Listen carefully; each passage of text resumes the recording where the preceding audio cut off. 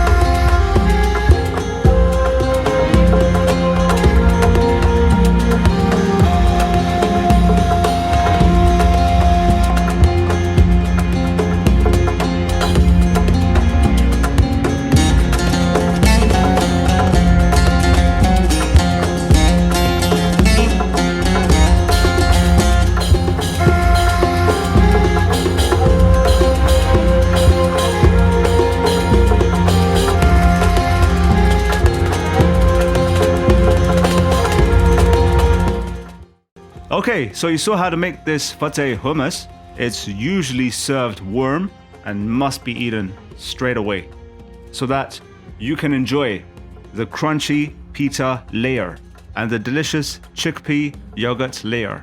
Okay, so with that said, you can see our hummus recipe over here. You can see our spinach fattah recipe over here, and more Middle Eastern recipes within our playlist over here. And with that said, catch you in the next one.